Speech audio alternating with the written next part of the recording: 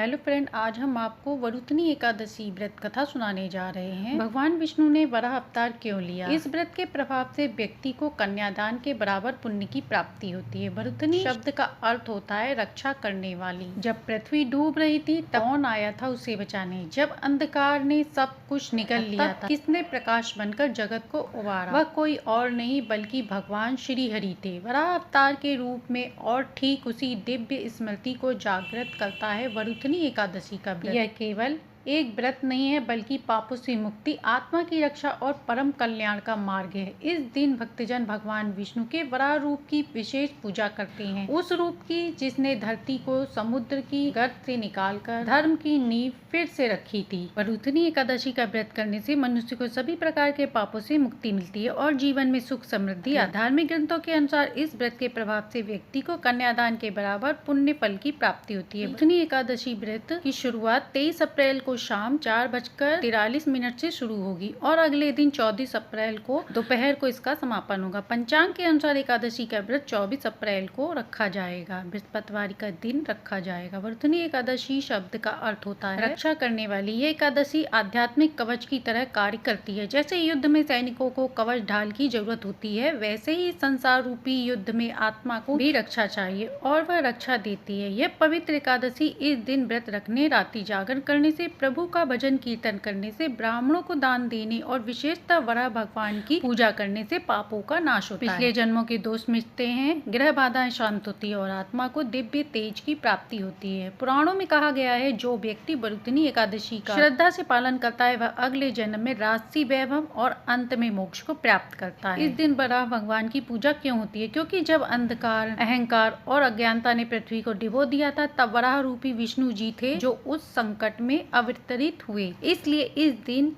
उन्हें स्मरण करना, उनकी पूजा करना मानो अपने जीवन की खोई हुई चीज को वापस पाना है। अब हम दो कथाओं का श्रवण करेंगे। पहली वरुथनी एकादशी व्रत कथा और दूसरी भगवान विष्णु के वराह रूपी अवतार की। भगवान विष्णु और एकादशी माता की कृपा हम सभी पर बनी रहे। चलिए कथा शुरू करते हैं। वरुथनी एकादशी का महत्व श्री कृष्ण द्वारा युधिष्ठिर को बताया गया है। पांडवों के वनवास के समय युधिष्ठिर ने श्री कृष्ण से एक बार पूछा, हे माधव, कृपया मुझे उस एकादशी के विषय में बताइए जो वैशाख कृष्ण पक्ष में आती है और सब पापों का नाश करती है। श्री कृष्ण मुस्कुराए और बोले, राजन, ये एकादशी वरुथनी एकादशी के नाम से जानी जाती है। वरुथनी का अर्थ है रक्षा करने वाली। यह व्रत मनुष्यों को पापों से, बुरे कर्मों से और पुनर्जन्म के दुखों से रक्षा करता है। दरिद्र को धनवान बनाता है, अपाहिजों को चलने योग्य बनाता है, दुखी को सुख देता है और पापी को मोक्ष प्रदान करता है। श्री कृष्ण ने युधिष्ठिर को एक कथा सुनाई। बहुत प्राचीन काल की समय बात है, जब सत्य और धर्म, तपस्या ही जीवन का आधार थे। तब इक्ष्वाकु वंश में एक महान राजा धनवंता का जन्म हुआ। राजा धनवंता कोई साधारण शासक नहीं थे, वे परम धर्मात्मा, न्यायप्रिय और त्यागी थे। उनका राज्य धन धान्य से भरा था, उनकी प्रजा सुखी थी और देवता उनकी प्रशंसा करते थे। परंतु जैसे जैसे समय बीता, राजा मानधाता के मन में एक प्रश्न बार बार उठने लगा, क्या यही सब कुछ है? क्या राज्य, वैभव, कीर्ति ही जीवन लक्ष्य है? क्या मुझे मोक्ष की ओर जाना चाहिए? इस विचार ने उन्हें भीतर से झकझोर दिया। उन्होंने राज्य त्यागने का निश्चय किया और राज सिंहासन पर अपने पुत्र को बैठाकर राजा नर्मदा नदी के तट पर पहुंच गए। वह स्थान जहाँ ऋषि मुनि भी ध्यान करते थे। वहाँ का वातावरण अत्यंत पवित्र था। वृक्षों की छाया, मंद पवन, बहती हुई नर्मदा की धारा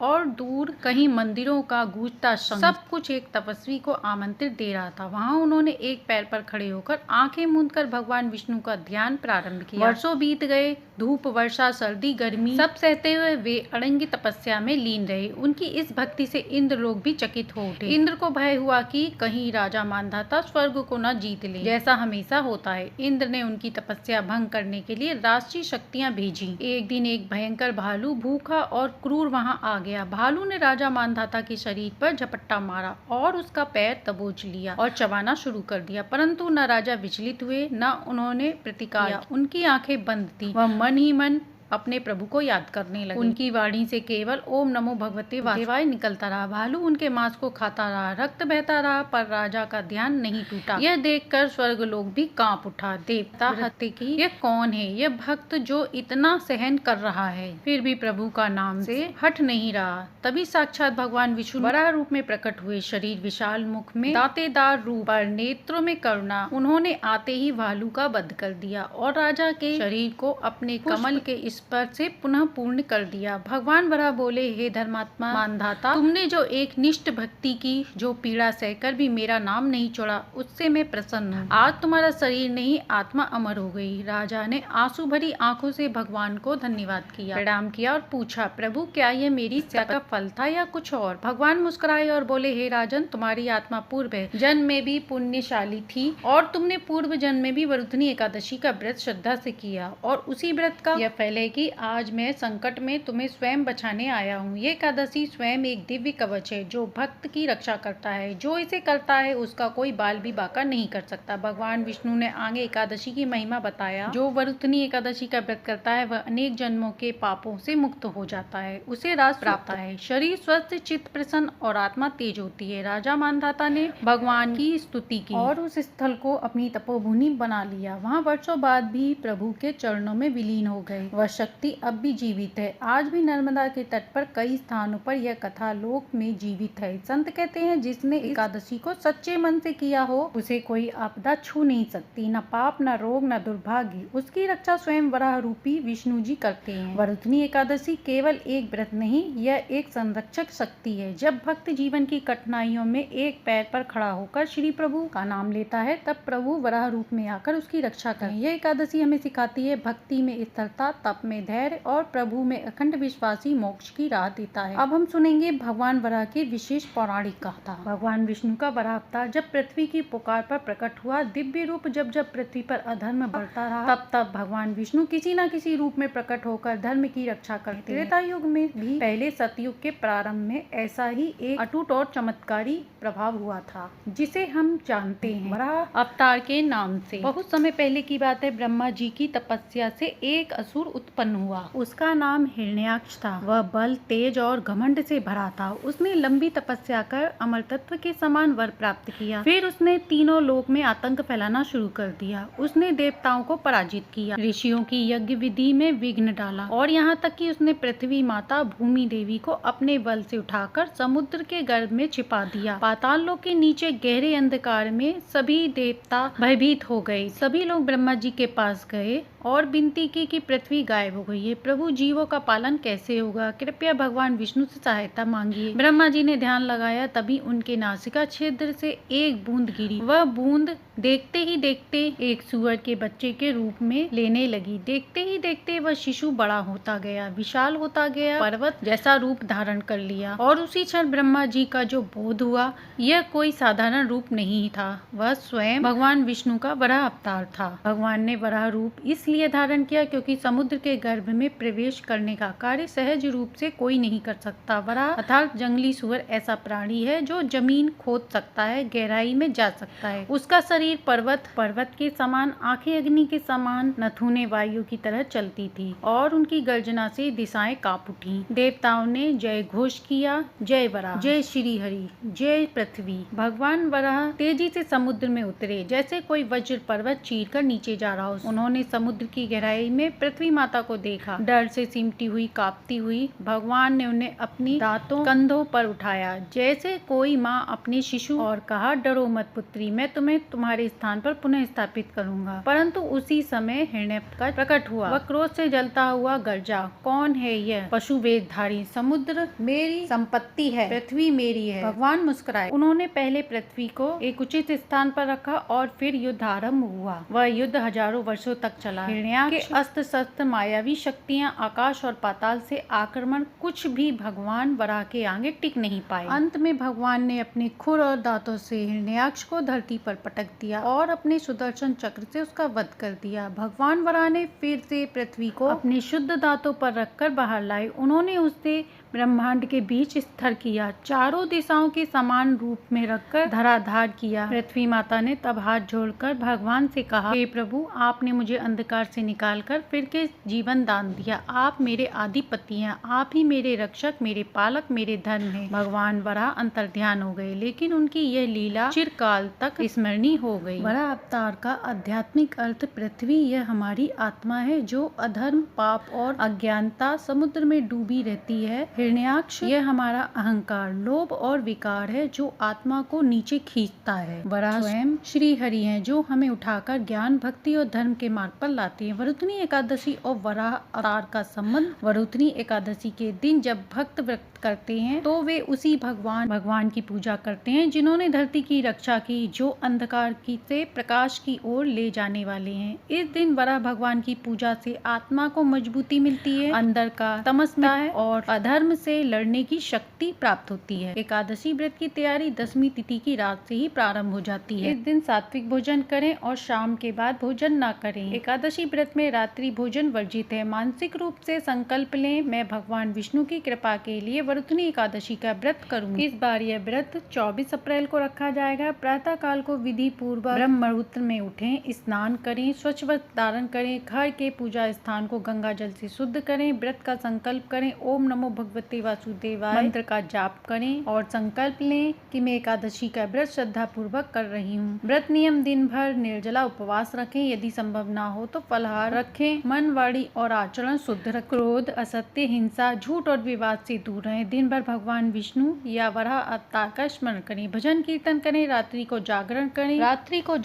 करें। द्वादशी के दिन सूर्योदय के बाद उचित समय पर व्रत का पारण करें। पहले ब्राह्मण को भोजन कराएं, दान दक्षिणा दें। प्रातः काल या संध्या समय पूजन करें। पीला या लाल वस्त्र बिछाकर भगवान वराह की मूर्ति स्थापित करें। अक्षत, फूल, तुलसी दल, धूप, दीप, नैवेद्य, पंचामृत, चंदन, नारियल इत्यादि रखें। फिर स्वयं फलाहार करें। पारण से पहले भूमि को प्रणाम करें और ईश्वर का आभार व्यक्त करें। भगवान वराह की पूजा विधि: पूजा का समय वराह भगवान की हाथ जोड़कर भगवान वराह का ध्यान करें। ओम वराहाय नमः इस मंत्र का जाप करें। हे पृथ्वी उद्धारक प्रभु, मेरी रक्षा करें। गंगा जल से मूर्ति या चित्र का अभिषेक कर पुष्प चढ़ाएं, चंदन लगाएं, धूप दीप दिखाएं, पंचामृत से स्नान कराएं। इसी के साथ तुलसी दल और नैवेद्य अर्पण करें। इस दिन ओम नमो भगवते वासुदेवाय मंत्र का जाप करें, वराह स्तोत्र पढ़ें, आरती करें, क्षमा याचना करें। वरुथनी एकादशी का व्रत करने से दरिद्रता, रोग दूर होती है, पूर्व जन्म की तृप्ति मिलती है, अगले जन्म में दिव्य योनि प्राप्त होती है। बोलिए विष्णु भगवान की जय। बहुत समय पहले की बात है, नर्मदा नदी के पास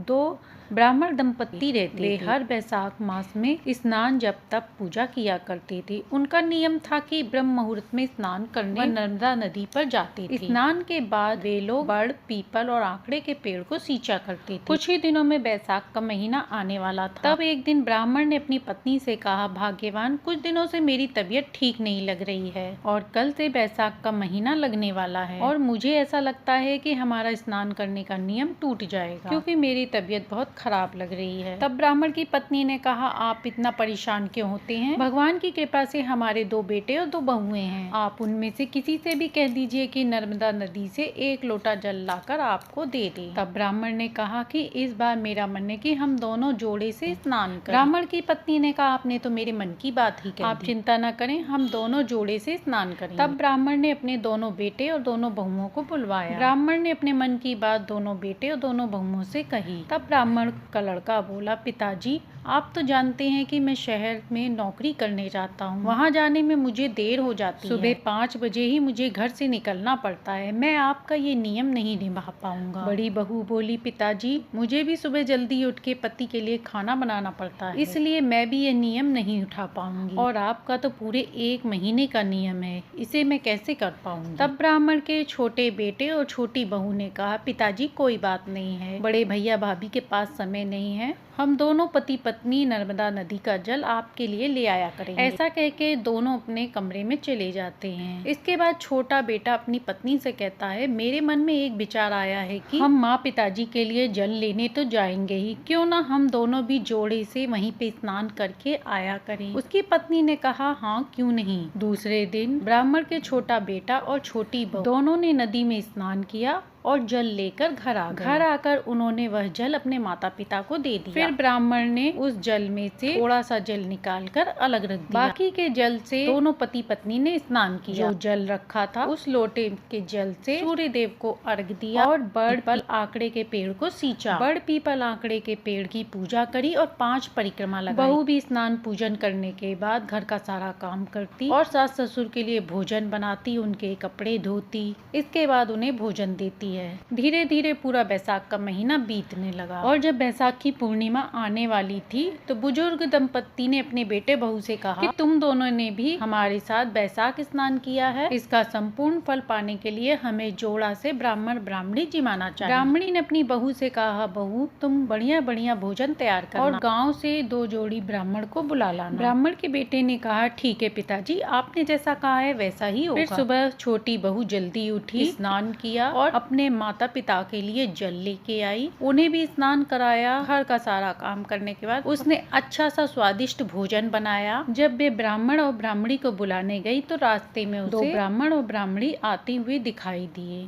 तो छोटी बहू ने सोचा कि शायद ये कोई तीर्थ यात्री हैं, क्यों न भोजन के लिए मैं इन्हें ही घर ले जाऊं। बहू ने उन दोनों को प्रणाम किया और कहा, हे ब्राह्मण देवता, आज बैसाख की पूर्णिमा का दिन है, हम 2 जोड़ी ब्राह्मण को भोजन कराना चाहते हैं, क्या आप मेरे घर भोजन करने चलेंगे? तब वो लोग बोले, बेटी हम तो तीर्थ यात्री हैं, हमें तो भोजन की तलाश ही है, इससे अच्छी बात और क्या हो सकती है, चलो हम तुम्हारे साथ चलते हैं। फिर बहू उन ब्राह्मण ब्राह्मणी को अपने घर ले आई, उनके लिए भोजन परोसा, सभी ने पेट भरकर भोजन किया। बुजुर्ग ब्राह्मण ब्राह्मणी ने उन्हें दक्षिणा भी दी और प्रणाम किया। इसके बाद अपने बेटे बहू से ब्राह्मण ने कहा कि इन लोगों के पैर धोने के लिए जल लेकर बेटे बहू जल लेने चले गए और उधर बुजुर्ग दंपत्ति उनके पैर पोंछने के लिए कपड़ा लेने चले गए। जब सभी लोग उन ब्राह्मण के पास वापिस आए तो सभी लोग वहाँ से चले गए थे। जब वे ब्राह्मण ब्राह्मणी को ढूंढ रहे थे तो देखते हैं घर में अन्न धन के भंडार लगे। यह सब देखकर सभी लोग आश्चर्य में पड़ गए। दरअसल वे सभी ब्राह्मण ब्राह्मणी और कोई नहीं बल्कि विष्णु जी, लक्ष्मी जी और राम सीता थे, जो घर में ब्राह्मण के भेष बदल कर आए। वे ब्राह्मण दंपत्ति को उसके स्नान, बड़ पीपल और आंकड़े के पेड़ को सींचने का फल देने के लिए आए। जहाँ राम जी बैठे थे वहाँ उनके पैरों के निशान थे और जहाँ माता सीता बैठी हुई थी वहाँ मोहरों से भरे पड़े एक थैला था और जहाँ श्री हरि लक्ष्मी नारायण बैठे वहाँ चक्र का चिन्ह था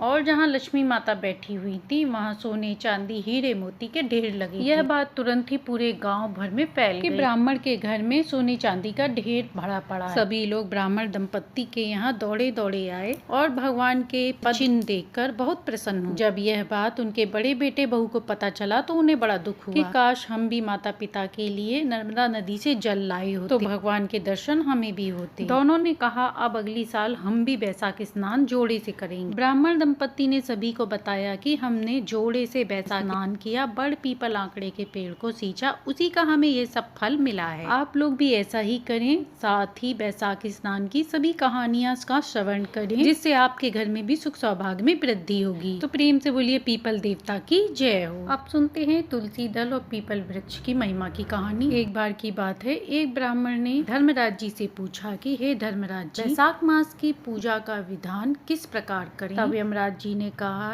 हे ब्राह्मण, पत्तों की जितनी जातियां हैं उनमें से तुलसी दल भगवान विष्णु को अत्यंत प्रिय है। पुष्कर आदि जितने तीर्थ हैं, गंगा आदि जितनी नदियां हैं तथा वासुदेव आदि जो जो देवता वे सभी तुलसी दल में निवास करते हैं। अतः तुलसी दल सर्वदा भगवान विष्णु को अत्यंत प्रिय है। कमल और मालती का पुष्प छोड़कर तुलसी का पत्ता ग्रहण करें और भक्ति पूर्वक माधव की पूजा करें। इसका वर्णन करने में तीर्थ भी संभव नहीं है। जो लोग बिना स्नान किए देव कार्य के लिए तुलसी का पत्ता तोड़ता है उसका सारा कार्य निष्फल हो जाता है तथा वह पंचगव्य काव्य करने से शुद्ध होता है। जैसे हर सब प्रकार के दुखों को हर लेती है, उसी प्रकार तुलसी दल दरिद्रता को हर लेती है। तुलसी काले पत्ते वाली हो या हरे रंग, उनके द्वारा श्री हरि का पूजन करने से श्री हरि अत्यंत प्रसन्न होते हैं। साथ ही हर भक्त नर से नारायण हो जाता है। जो तीनों समय में श्री हरि का तुलसी दल से बैसाख के महीने में पूजन करता है उसका पुनः इस संसार में जन्म नहीं होता। फूल पत्ते न मिलने पर अन्न के अलावा फलों के द्वारा श्री हरि का पूजन इसके बाद पितरों तथा चराचर जगत का तर्पण करना चाहिए। इसके बाद भगवान विष्णु की प्रदक्षिणा करें। पीपल को जल देने से दरिद्रता दूर होती है तथा संपूर्ण कष्ट मिट जाते हैं। जो बुद्धिमान व्यक्ति पीपल के वृक्ष की पूजा करता है वह अपने साथ साथ अपनी कई पीढ़ियों को भी तर लेता है। इसी के साथ साथ उसने सभी ग्रहों का भगवान विष्णु का भी पूजन कर लिया होता है। पीपल और श्री हरि का पूजन करने से मनुष्य कभी दुर्गति को प्राप्त नहीं होता। जो इन सभी को करने में असमर्थ हो वह त्रयोदशी से लेकर वैशाख की पूर्णिमा तक तीनों दिन भक्ति पूर्वक वैशाख मास में प्रातः स्नान करे। वह व्यक्ति सभी पातकों से मुक्त होकर अंत में वैकुंठ धाम को जाता है। जो वैशाख मास में प्रसन्नता पूर्वक ब्राह्मणों को भोजन कराता, शौच आदि नियमों का पालन करते हुए काले तिलों में मधु मिलाकर ब्राह्मणों को दान देता है, इसके बाद कहता है मुझ पर धर्मराज जी प्रसन्न और पितरों का तर्पण करें, उसके जीवन के किए हुए पाप तत्काल नष्ट हो जाते हैं। जो वैशाख की पूर्णिमा पर जल से भरा हुआ घड़ा दान करता है उसे अश्वमेघ फल के बराबर पुण्य की प्राप्ति हो। जो भी व्यक्ति वैशाख मास में नियम पूर्वक जप तप स्नान दान आदि करता है उसकी महिमा का बखान करना शास्त्रों में भी वर्णित नहीं है। तो प्रेम से बोलिए विष्णु भगवान की जय। किसी नगर में अनन्या नाम की एक स्त्री रहती थी। उसके 5 साल का एक पुत्र था। कुछ दिन पहले ही उसके पति का स्वर्गवास हो गया था। वह लोगों के घरों में काम करके अपना गुजारा करती थी। एक दिन वह अपने बेटे को लेकर जा रही थी। रास्ते में उसे विष्णु भगवान का एक मंदिर दिखाई। उस मंदिर में श्री सत्यनारायण भगवान की कथा चल रही थी। अनन्या अपने 5 साल के बेटे को लेकर एक कोने में बैठकर कथा सुनने लगी। अनन्या कथा को इतने प्रेम से सुन रही थी कि उसकी आंखों से आंसू बहने लगे। कथाकर्ता ने अनन्या से कहा, बेटा तुम रो क्यों रही थी? तब अनन्या ने हाथ जोड़कर कहा, बाबा इतने लोगों पर विष्णु भगवान की कृपा होती है, क्या मुझ पर भी उनकी कृपा होगी? क्या मेरे भी दुख दूर हो सकते हैं? बाबा ने कहा, बेटी माया को उत्पन्न करने वाले, सृष्टि को पालने वाले विष्णु भगवान भक्तों के वश में रहते हैं। उन्हें कोई भी आसानी से प्राप्त कर सकता है। तुम उनके नामों का भजन कीर्तन करती रहो, उसके बाद किसी भी योगी की तुम्हें जरूरत नहीं। योगी खुद आएंगे तुम्हारे दरवाजे पर आशीर्वाद देने। भगवान के नाम का भजन कीर्तन करने से मनुष्य को 4 धाम की यात्रा का फल मिलता है। इसी के साथ बेटी तुम केला सींचने और घी का दीपक जलाने का नियम ले लो, देखो तुम्हारे दिन भी अवश्य ही बदल जाएंगे। फिर क्या था, रानी को तो एक सहारा मिल गया। वह अपने कामों को करती जाती और मन ही मन राधा कृष्ण का नाम जपती रहती, साथ ही केला सींचती, घी का दीपक लगा। कहते हैं हमारे पिछले कर्म ही हमारे जीवन में सुख दुख के रूप में आते और उसी दुख तकलीफ को भगवान क्षण भर में दूर कर देते। जैसे कि अनन्या के जीवन से कष्ट दूर हो गया। धीरे धीरे अनन्या का बेटा भी बड़ा हो गया और उसे एक अच्छी नौकरी मिल गई, परंतु वह भगवान को नहीं भूली। वह अभी भी केला सींचती और घी का दीपक जलाती, बृहस्पतिवार का व्रत कर भजन कीर्तन करती, प्यासों को पानी पिलाती। कुछ दिनों बाद उसके बेटे की शादी हो गई। 1 साल तो सब अच्छा चलता रहा, लेकिन धीरे धीरे बहू को सास के द्वारा घी का दीपक जलाना अखरने लगा। एक दिन वह अपने पति से बोली कि आप अपनी माँ को रोकते क्यों नहीं, वह हमेशा घी बर्बाद कर देती हैं। लड़के ने अपनी पत्नी को समझाया, माँ घी बर्बाद नहीं करती हैं, बल्कि हम लोगों की सुख शांति के लिए ही पूजा करती हैं और ये उनका सालों से नियम चलता आ रहा है। तुम आज के बाद ऐसी बातें मत करना। लेकिन वह कहाँ समझने वाली थी, वह तो रोज इसी बात को लेकर झगड़ा करती। एक दिन उसने अपनी सास से कहा कि माँ जी आप घी का दीपक क्यों जलाती? अब आपके जीवन में इतना दुख नहीं है तो इतनी पूजा क्यों करती हो? अनन्या ने कहा, बेटी मरने के बाद असली धन वही है जो हमें मिलता है। यह सब सांसारिक सुख हमारे साथ नहीं जाते, हमारे साथ तो पूजा पाठ द्वारा किए हुए कर्म धर्म ही जाते हैं। बहू ने कहा, माँ जी आपको समझाना तो बेकार आप इतना सारा घी बर्बाद कर देती हैं दीपक जला के। अगर इतना सारा घी हम लोग खाते तो हमारे शरीर में लगता। बहू ने कहा, माँ जी ऐसा नहीं चलेगा। सास ने कहा, बहू तुम कहना क्या चाहती हो? बहू ने कहा, कल से आपको घी नहीं मिलेगा,